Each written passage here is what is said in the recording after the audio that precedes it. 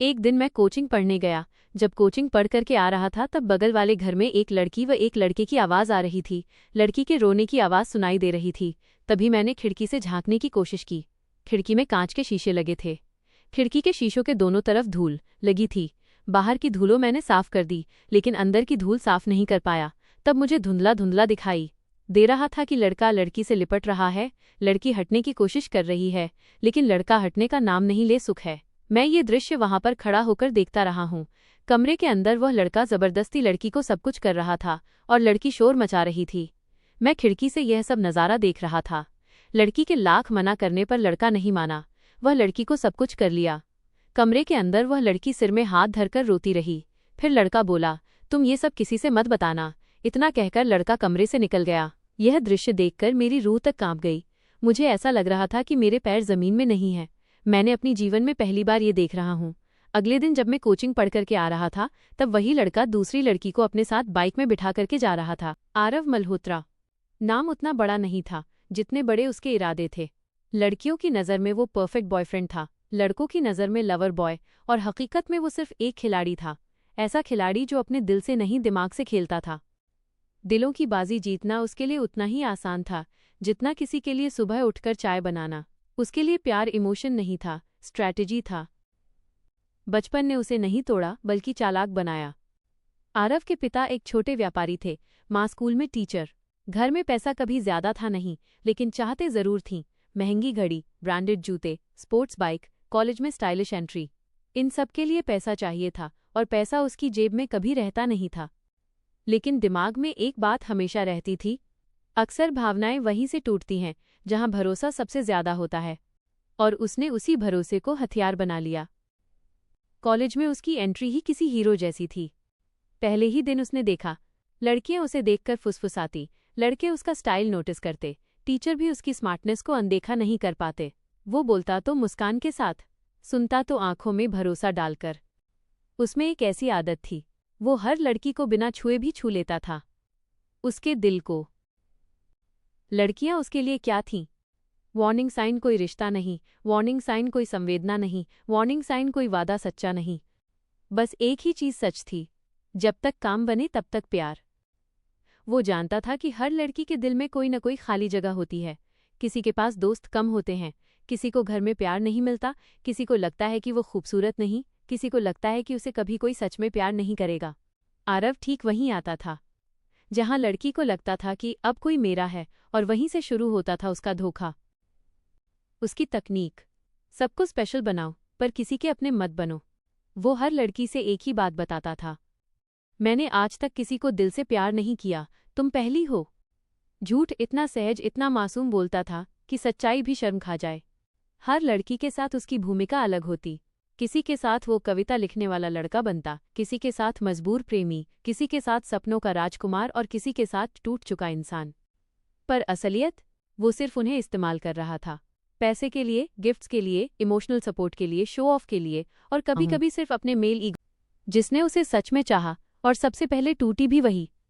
उसका नाम था आयुषी, कॉलेज की सबसे शांत, सबसे संजीदा और सबसे साफ दिल वाली लड़की। वो भीड़ से अलग इसलिए नहीं दिखती थी क्योंकि वो बहुत सुंदर थी, बल्कि इसलिए क्योंकि उसकी आंखों में कोई दिखावा नहीं था। जहां बाकी लड़कियां स्टाइल, मेकअप, ट्रेंड की बातें करतीं, आयुषी बस एक किताब, एक कॉपी और गहरी मुस्कान लेकर जीती थी। उसका परिवार मध्यम वर्गीय था, पिता पोस्ट ऑफिस में, मां सिलाई करती थी। घर में पैसों की कमी थी, लेकिन प्यार की नहीं। यही वजह थी कि आयुषी के पास हर चीज कम थी, पर इंसानियत कभी कम नहीं थी। आरव का उससे मिलना एक प्लान नहीं, एक मौका था। कई लड़कियां आरव पर मरती थीं, लेकिन आयुषी उनमें से नहीं थी। उसने उसे कभी नोटिस भी नहीं किया। और यही बात आरव को सबसे ज्यादा चुभी। जो लड़की सबकी तरफ देखकर मुस्कुराती है पर उसे देखकर एक सेकंड भी न ठहरे, आरव के लिए वो चुनौती बन गई। उसने सोचा, जिसे सब पाना चाहते हैं उसे पाना आसान है, जिसे कोई नहीं छू पाता उसे जीतना असली जीत है।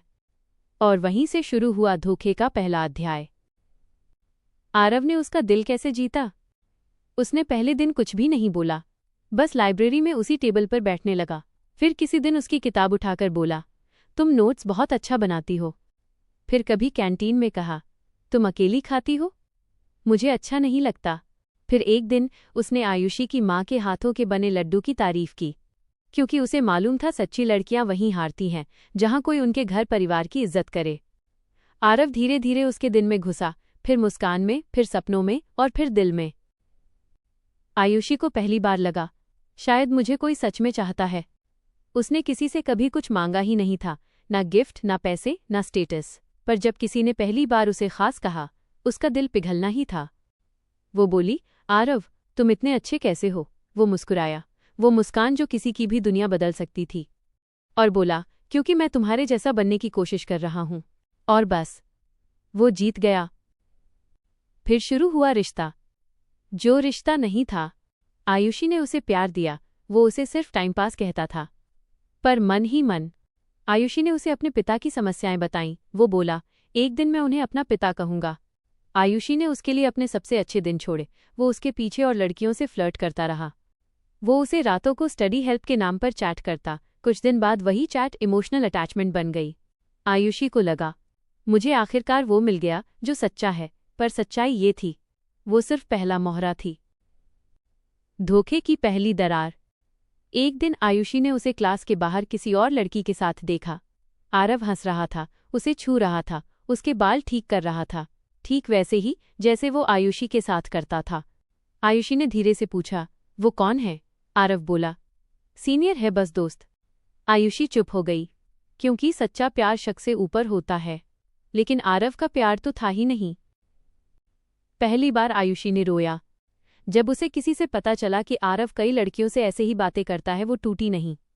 वो डर गई, क्योंकि उसने पहली बार किसी को ये हक दिया था कि वो उसे चोट पहुंचा सके। उसने आरव से कहा, अगर तुम सिर्फ टाइम पास कर रहे हो तो मुझे छोड़ दो, मैं फिर भी दुआ दूंगी, बद्दुआ नहीं। आरव मंद मुस्कुराया और बोला, तुम बहुत सोचती हो, मैं सच में तुमसे प्यार करता हूं। आयुषी मान गई, क्योंकि अच्छे लोग धोखा देते नहीं और मासूम लोग धोखा पहचानते नहीं। अध्याय 2 का अंत। आरव को लगा, पहला शिकार पूरी तरह उसके कंट्रोल में है, लेकिन उसे ये पता नहीं था, सच्चे दिल को तोड़ने का हिसाब सबसे पहले वही दिल नहीं, जिंदगी चुकवाती है। आयुषी अभी टूटी नहीं थी, पर टूटने वाली थी, बहुत बुरी तरह। जिसे इमोशन चाहिए था उसे सपने मिले, और जिसे स्टेटस चाहिए था उसे झूठा प्यार। आयुषी तो बस शुरुआत थी। आरव का खेल वहीं खत्म नहीं होता था, बल्कि असली खेल तो वहीं से शुरू होता था। लड़की नंबर 2, रिया। पैसों वाली, लेकिन प्यार से खाली। रिया शहर की सबसे अमीर लड़कियों में से थी।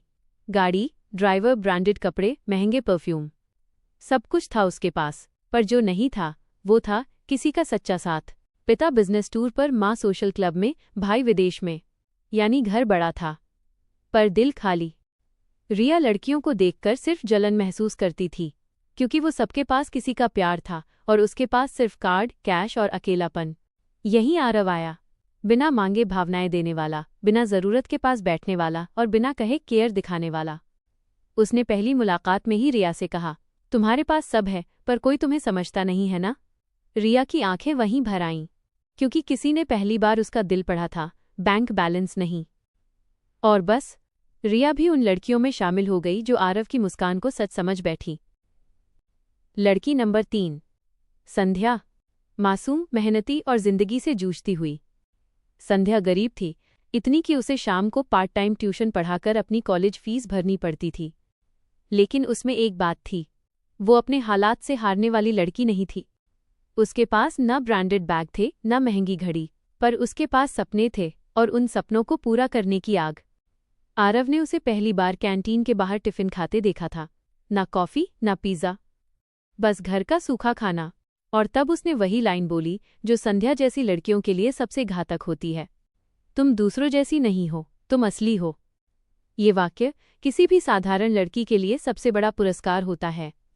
संध्या के अंदर कहीं एक डर था कि कोई उसे उसके हालात देखकर रिजेक्ट करेगा। और जब आरव ने कहा, मुझे तुम्हारी सादगी पसंद है, तुम्हारी चीजें नहीं, तो उसे लगा, शायद यही वो लड़का है जो मुझे मेरी गरीबी में भी अपनाएगा। उसे क्या पता, आरव का प्यार कभी दिल से निकला ही नहीं। तीनों लड़कियां और एक ही झूठा प्रेमी। आयुषी, सच्चे प्यार में रिया, भावनाओं की भूखी संध्या, भरोसे की तलाश में, और तीनों के बीच आरव। आयुषी से वो ईमानदारी वाले मैसेज करता, रिया से रोमांटिक ड्राइव पर जाता, संध्या संग सपनों की बातें करता। सबको लगता था वो सिर्फ उसी की दुनिया है, पर असल में वो सिर्फ अपनी दुनिया बना रहा था। कैसे संभालता था वो तीनों को? आयुषी से, तुम मेरी सच्चाई हो। रिया से, मुझे पैसों से मतलब नहीं, बस तुमसे है। संध्या से, किसी दिन तुम्हें तुम्हारी मेहनत की रानी बनाऊंगा। तीनों को ये लगता था कि वो मुझे सबसे अलग समझता है, लेकिन सच ये था, वो बस उनकी कमजोरियों को अलग अलग सोच रहा था। लेकिन खेल यहाँ नहीं रुकता। एक बार ऐसा हुआ कि आरव रिया के साथ कैफे में बैठा था और वहां संध्या आ गई। संध्या ने दूर से दोनों को देखा। रिया हंस रही थी, आरव उसका हाथ पकड़ रहा था और वही डायलॉग बोल रहा था, तुम्हारे साथ हूं, बस यही काफी है। संध्या के कदम यकीन और शक के बीच रुक गए, पर वो गई नहीं। वो बस चुपचाप दर्द लेकर लौट गई। उसने उस दिन खुद से कहा, शायद मुझे गलतफहमी हुई होगी, क्योंकि प्यार में सबसे बड़ा धोखा वही देता है जो उम्मीदें नहीं तोड़ता, बस धीरे धीरे दिल घिसता है। और इधर आयुषी, उसे अभी भी कुछ पता नहीं था। वो अब भी आरव को अपने सपनों का होने वाला पति मान रही थी। और आरव, वो अभी तक ये मान रहा था कि वो इस खेल का अनबीटेबल मास्टर है। लेकिन उसे ये नहीं पता था, जिन दिलों को तोड़कर वो जीत रहा था, वहीं दिल एक दिन मिलकर उससे उसका सब कुछ छीन लें।